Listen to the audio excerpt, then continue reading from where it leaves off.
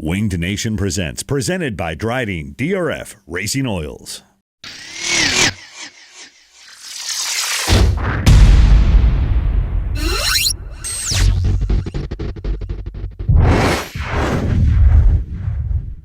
Mention the name Fred Raymer to anybody who knows something about sprint car racing, and it's going to be greeted with a chuckle and usually a really good story. He is one of the great characters in the sport. And over the course of time, Fred has had so many roles in the sport, but the role that I really like watching him play is dad. That's right. Now, Fred is a 2009 inductee into the National Sprint Car Hall of Fame. He is a 400-plus time winner on the tracks up in central Pennsylvania. His boys, Freddie, the 2017 champ at Williams Grove, and Brandon, a multi-time race winner at the fabulous Lincoln Speedway, they're all tearing up the dirt tracks in central Pennsylvania. So how does this work? Well, at Port Royal Speedway earlier this year, I had a chance to sit down and chat with Fred, with Brandon, and with Freddie as part of this Wing Nation Presents. With thousands of laps logged, Drydene's DRF racing oils were built and proven on the track. And now they're ready for your race engine. DRF is engineered exclusively for high horsepower racing engines that require maximum performance against the toughest competition. And DRF racing and break-in oils are built with competition-grade ZDDP to protect critical engine components while boasting improved torque and horsepower and superior temperature reduction. To get DRF in your engine, go to drfracing.com or call 1-877-DRYDENE. Here is my conversation with the trio of Raymers. Wing Nation presents here on wingnation.com. We're glad you joined us. Talking Raymers. The Raymer family joins us here, at least the racing portion of the Raymer family. We've got Brandon, we've got Freddie, and Fred. And Fred, when you see this family racing, what's it mean to you to have the boys carrying on the family tradition? Well, you know, it's nerve-wracking, but it's fun and it keeps us together most of the time. So it's been pretty good. I think that's the thing is that these boys. I mean, you guys. We have stories about Deb with the 3 kids coming into the track. I mean, it was something that kept your family as tight as any family I know. I think the one that's crazy as racing is the positive. You know, all the friends we have in racing, all our families are real close and real tight, and most of us, nobody gets in trouble.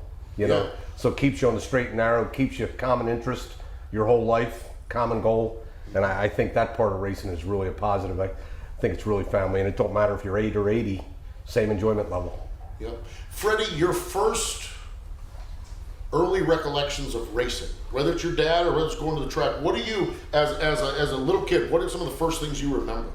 I think the first things earliest I can remember is being like in the infield at the Grove, probably when Dad was in the Hamilton car towards the end, maybe the early 2000s, I think. Just that kind of stuff, and then I started going in the pits like when I was 10, and I can remember all that part, you know. Yeah. There's bits and pieces, most of it. Yeah. You know. Brandon, how about you? What are some of your early thoughts or memories of going through racing? I mean, pretty much the same thing. I mean, I started working on the cars a little later than Freddie did, and you know, trying to help out. But no, I just remember going to the Grove. I remember always, you know, camping out after the races. You know, everybody hanging out, having a good time. You know, it was always something that we did on the weekends, and honestly, that was normal for us. Yeah. Brandon, when did it strike you that your dad was Fred Raymer? Okay, it's you know, I mean, there's iconic. He's won more races than anybody in the state of Pennsylvania. When did it start striking you that hey, my dad does his job really, really well? When did that strike you? I mean, just going to the races and stuff, noticing, you know, people, how they look up to my dad and everything, you know, that's where it kind of hit me. I mean, I just, you know, at home, it's just, you know, just normal dad, you know, like always. But, you know, when you go to the race and stuff, see him when he was racing, how motivated he was and how people looked up to him, even whether it was drivers coming up, you know, asking for questions, or even just some younger kid than me, you know, talking to him just for 5 seconds at the end of the race, you know, that's when it hit me that it was pretty special. Freddie, when you were growing up, I am fairly confident you had to deal with people booing your father and hearing that. What was that like? Yeah, I mean, we don't. That didn't really bother me too much. Okay. That's it. It bothered my mom would get more worked up than anything because she has to deal with it. But I don't know. I didn't focus too much on it. You didn't? No, Yeah. not really. Because I can't imagine what that is like, and we know the fans here as far as the you know. I guess it's a little tricky because it's your dad. It still bothers you because they know who it is on the racetrack, but they don't know away from that. They don't really know the person or whatever you want to say. Yeah. But not too much. Fred, what was having the kids at the racetrack at the various ages? I know, the ones I hear, Deb pulling around on a little cart when they were infants and everything, but Freddie wants to come to the pits, all of that. What was that like for you? Were you just focused on the racing and Deb doing it? What was that like for you? Honestly, Deb took care of most of it, you know what I mean? Because like you said, when you're driving for somebody, you got to do a good job for them. Right. So you try and focus on that, but you always make time for everything else too. But like they were saying about camping after the races, some of the best times we've ever had were after the races with the people that we enjoy being around or other racers. Yeah. And so it made all the sacrifices or what seemed like a sacrifice worthwhile. Yeah. To us, you know what I mean? To me, it's interesting to hear this, okay? Because one of the things we talk about is the camaraderie and the parties with the adults, okay? The beer drinking, the carrying on, the partying, and yet, and while that all happened, there's no, we're not denying that happened, but it also was great family bonding time at the same time. Yeah, I mean, we never got stupid, but they were always there, and they could go in, they could be outside watching whatever at the time, whatever age time we're at, you know what I mean, on TV outside the motorhome. And I don't care, Kenny Jacobs, Keith Kaufman, Billy Pouch, all of us had the same situation, and we're fortunate to go through it, to be honest with you. Wow. Yeah, I guess I didn't think about that. Freddie, were there other drivers' kids, other kids that you racetrack buddies that you had? Yeah, there was. I mean, we're still friends with a lot of them. Doug's son we grew up with, Todd's, Celine Schaefer, Jared, all the same people. They're still all around, really. And you grew up together with them, and it seems like everybody kind of hangs around. You're friends for a long time, a lot of them. And you're racing against some of them now. Yeah. What's that like? That's funny. It works out that way. Yeah. Yeah. Right. Yes, racers' kids. Yeah. Yeah. Brandon, you talked about, we kind of, over the course of Wing Nation, we've talked about Freddie and his passion for racing, and 10 years old going in the pits and working on it. Did you want to go? Where did the fire get lit for you to jump to that next level? I mean, for me, like, we started racing speedsters probably in like around 2012, 2013, and that kind of, stirred the pot, for me wanting to get involved. But I mean, when I started helping my dad, it was more to help him, make things easier on him and stuff. But once you're around it, then you go every weekend and stuff, and you build your passion for it. When I was younger and stuff, I was more focused on playing video games and, playing football and stuff like that. But, honestly, I can't imagine not going to the races at least once every weekend, Yeah. So I definitely made a 180 change. Yeah, yeah. Fred, I know we've always joked around about you wanted to get your kids golf clubs and do it away, but when did you kind of know that at least one of these boys or both of them were going to head to the driver's seat? Well, like you say, with Freddie, he was so committed for so long.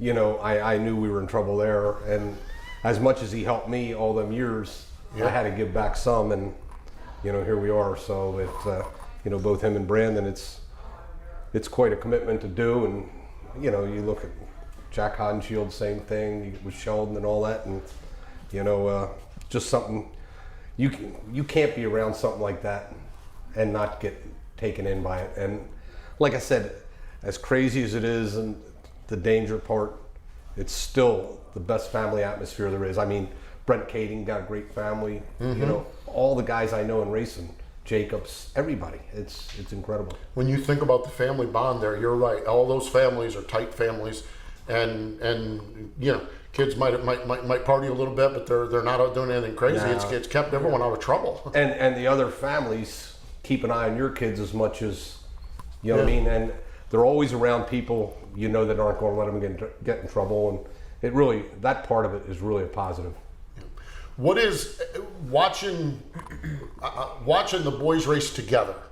Watching when they get mixing up together, Fred. What's that like? Yeah, and a couple times it happens, but not all the time. The way things work out, but yeah, it's tough. It's really tough. It's the stress level for having one of these cars and then having your kids in them and having to pay for it all and all that stuff. It's off the charts. So it's just one more thing to deal with. Yeah, I can't imagine what that's like, and just to see them do what they do. Yeah, but you just at the end. I mean, the biggest thing I'm concerned about is safety. As long as they're safe at the end of the night. And obviously, I don't want to see them fail for them. They don't have to do it for me. But at the same time, it bothers me when they do make mistakes because they know better. So it's so confusing. It's unbelievable. Yeah, Brandon, how's your dad's coaching ability? I mean, how does he? I mean, how's his coaching ability as far as with getting you through some of the struggles of sprint car racing? I mean, at first, I think it's, how do I want to look at this? Yeah. Like the thing is, like, he wants you to be better for yourself. Like, if you know that you're more capable of finishing a top 5 every night, that's what he expects out of you, and that's what you should expect out of yourself. So it's more, like I said, he just, the criticism or just the coaching and everything, I think it's more, he wants everything to be better for you, so you got to hold yourself to a higher standard to want to do better for yourself. So, but it's good. I understand, like, when he gives me coaching or what I'm doing wrong on the track where I need to think and learn. So, it goes hand in hand. I think we're, it's okay. That's understanding his motive and your motive are the same. The goal is the same. Mm-hmm. And it's like there are some crew chiefs and drivers that fight like cats and dogs. Not that you guys do, but they get along because the goal is the same, and that's really what it is. The goal is the same for you. Mm-hmm. Yeah. Freddie, you had the one of the things that we have chatted with you about is in a period of time you had Stevie Smith here as well. To be able to lean on your dad and Stevie Smith, two guys that apparently had pretty similar driving styles as well. What was the things, what was that like? Yeah.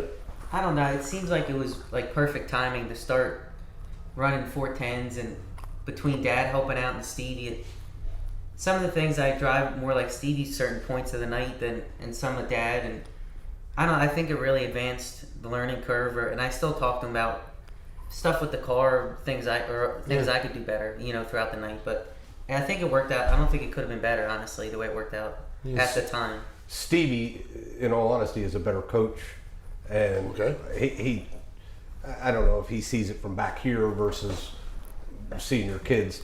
Stevie, of all the things I've ever done in racing, getting Stevie involved in our program was the smartest thing I ever did, because it was just a great experience.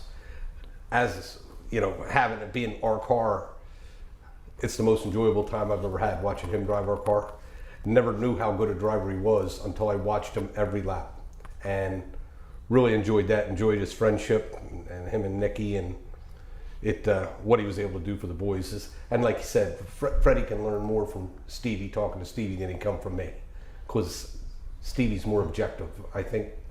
You know what I mean? Yeah. It's just is a really good deal. Father-son is a different dynamic than it's a different dynamic. It's just naturally that way. Fred, one of the things that you have stressed with all of your kids, Jesse as well, the education. Kind of restate that, why that's so important for you that the boys get their education. Well, I was able to race for a living, and to a point, them days are a little bit past us. Mm-hmm.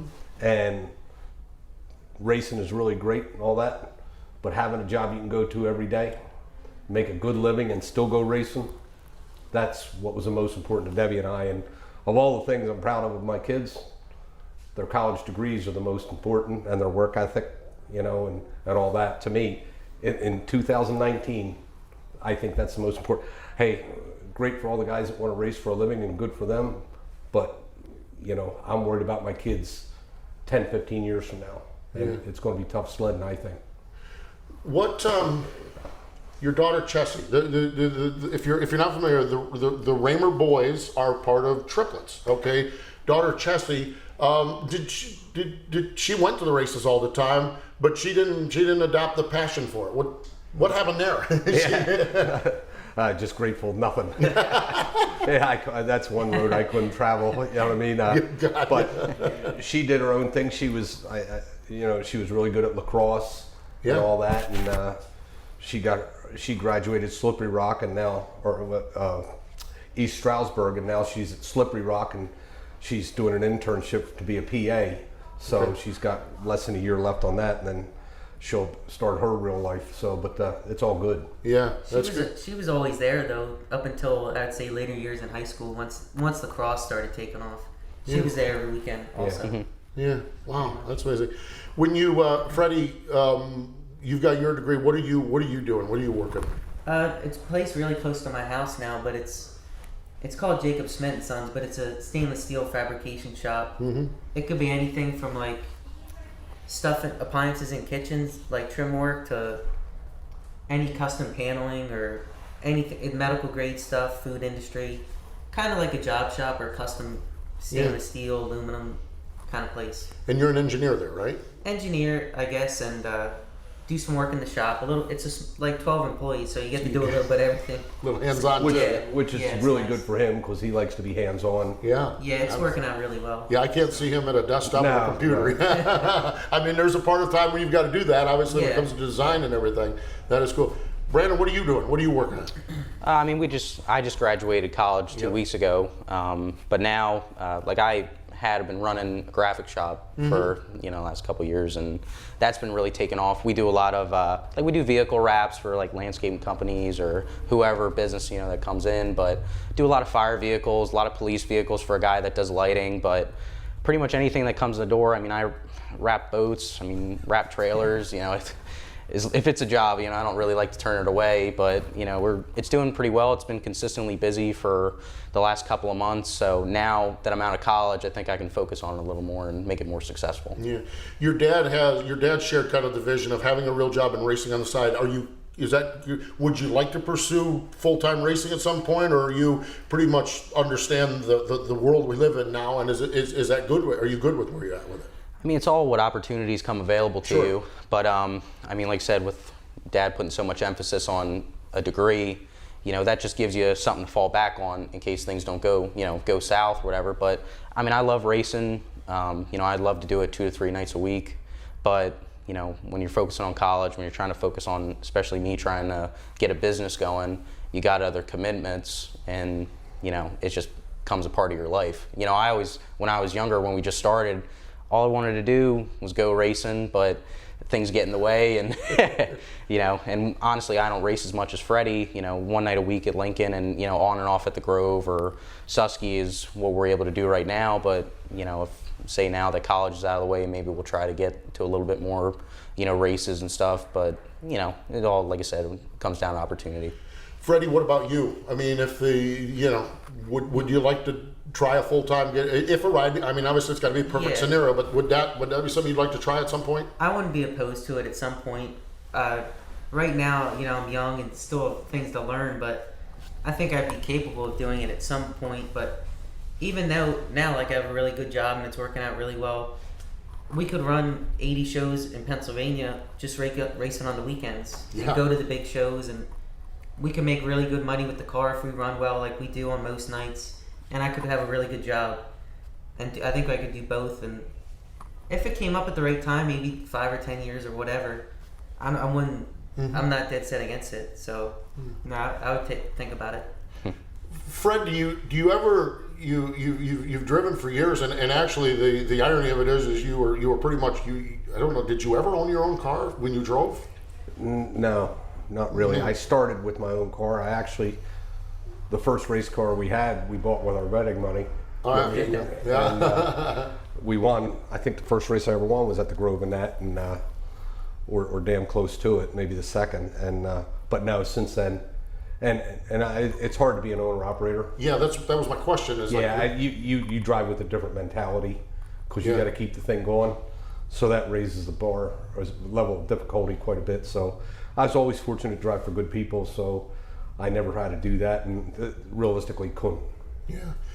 Do you envision the day when you're not an owner? The boys find opportunities or step away or whatever. Yeah, that'd be great. But what would you do? Man, I tell you, I'd like to experience it once. You know what I mean? But, I get that, but I mean, and I might get bored to death that day, but I still enjoy coming. But it's just like when I was driving at the last however many years. And I just said something to Lance last night. I said, man, we've been doing this a long time. It's hard to keep kill. You know, but you get in a good situation, and you do. And even like the last year I drove, I should have won way more races than I did, the way the car was and all that stuff. But it wasn't in me no more at that level. And you shouldn't be doing it when it doesn't mean everything to you. You know what I mean? And but as far as that goes, I mean, when the boys are where they're mentally strong enough to drive for somebody, that'd be great. You know what I mean? And I guess you only know that when you get thrown in the fire. So sure. You know, so we'll see. You know, but that is the goal. Could you come to the track without a roll? Could you? Not a problem. Really? Yeah. I could get a hot dog with a roll. Yeah. I'd be good with that. You know what I mean? Yeah. I mean, because we see guys like Keith Kaufman. They come to the racetrack all the time. It's just kind of. I tell you this: the only reason I'm here is for the boys. You know, and I really enjoyed having Stevie drive the car. I mean, I really enjoyed that because Freddie and them were working on it, and Stevie was really good, and he was really a great driver. Yeah. And it was fun, and all my sponsors and all the people that helped us enjoyed being around Stevie. That was really good. But after that, the only reason we race that makes sense. This. I mean, I don't do it just to stay involved in racing, and not after, I don't know, 40 years or whatever. I'm played out. Yeah. You know what I mean? Literally, it's just the stress level just keeps getting higher and higher and higher, and it's hard. It is very difficult, that's for sure. And with that, we're going to put a bow around this one. Wing Nation presents, talking all things Raymer. Fred, thanks for joining us. Thanks for your time. Freddie and Brandon, appreciate it. Thanks for hanging out. How about that? The Raymer family, Pennsylvania royalty in the world of sprint car racing, here on Wing Nation Presents. Fred Raymer, what a great guy. Freddie, what a great young racer. Brandon, what a great young racer. Man, I love the dynamic of all of these. I think the next time, the only thing we need to do is put Deb in the middle of it because, well, she's the referee in the whole process and the glue that holds it all together. Appreciate Fred and the boys hanging out with us on Wing Nation Presents, presented by Drydene DRF Racing Oils. With thousands of laps logged, Drydene's DRF racing oils were built and proven on the track, and now they're ready for your race engine. DRF is engineered exclusively for high horsepower racing engines that require maximum performance against the toughest competition. And DRF racing and break-in oils are built with competition-grade ZDDP to protect critical engine components while boasting improved torque and horsepower and superior temperature reduction. To get DRF in your engine, go to drfracing.com or call 1-877-DRYDENE.